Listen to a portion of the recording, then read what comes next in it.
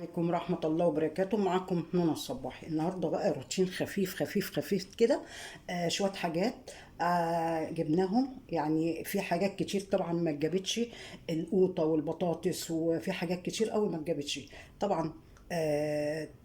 اللي هيجيب مش هيجيب الحاجة كلها على بعضيها، وده يعني مشتروات كده حلوة وخفيفة، وإن شاء الله تعجبكم ونستفاد منها. أنا جبت النهاردة إيه بقى؟ جبت بصل مفيش حاجة طبعا، كله دلوقتي سعره بيرتفع.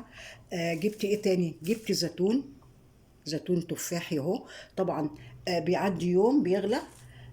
يعني كان بنتي قالت لي من قيمة 3 أيام كده ب55، رحنا نجيبه النهاردة ب65 وب70. يعني كل مدى الأسعار في العالي.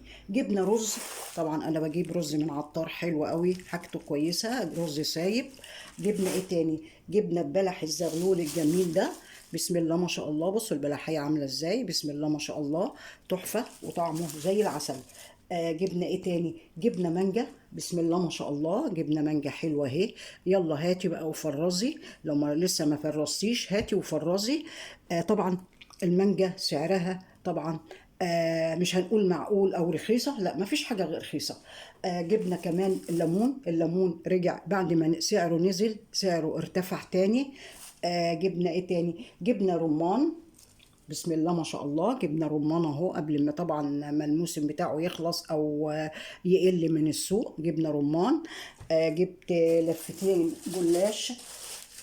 جبنا ايه؟ لفتين جلاش. طبعا كنا عايزين نجيب كمان كنافه، فيعني يعني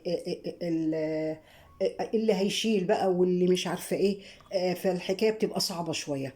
جبنا اهم حاجه الفلفل الرومي البلدي بتاعنا الاحمر اهو، بسم الله ما شاء الله. بصوا عامل ازاي، بصوا عامل ازاي ده الفلفل الرومي بتاعنا الاحمر.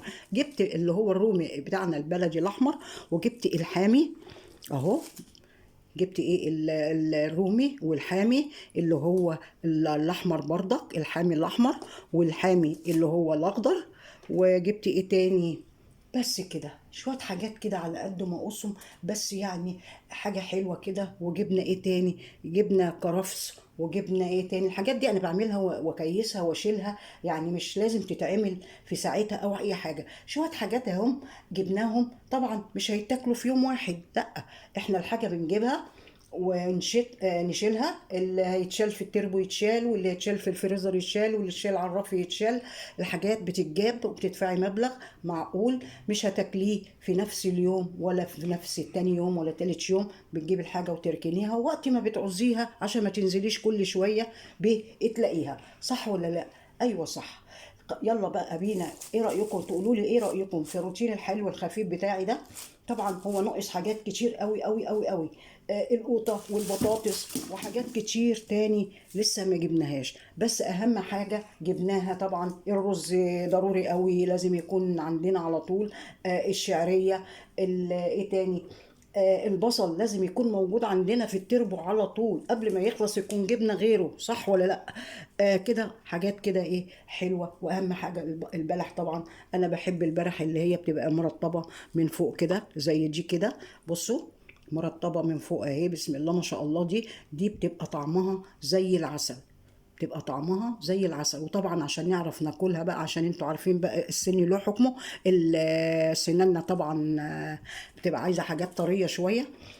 اقول لكم ايه بقى؟ وكان معايا طبعا، مين كان معايا؟ يوسف كان معايا. إيه رأيك في السوق النهارده يا يوسف؟ اسعاره ايه؟ عالية ولا نازلة ولا ايه يا يوسف؟ عالية. عالية عالية يعني. يعني هي الأسعار كل مادة في العالي. الفلفل بعد ما سعره نزل رجع ارتفع تاني. الزيتون نفس الشيء، بعد ما سعره نزل ارتفع تاني. المانجا، البلح، كل حاجة سعرها ما بيستمرش على حال. النهارده جبتها بسعر، بكره بتجيبيها بسعر. يعني اي حد بينزل السوق وما بيكونش في، انا ما بنزل السوق ما بيكونش في دماغي ان انا اجيب اي حاجه خالص، بس الحاجه اللي بتعدي عليا وبشوفها وضروريه وهتنفعني، تتحط في البيت وهتنفع بعد كده، بروح جايباها. ايه رايكم في الروتين الخفيف ده؟ حلو.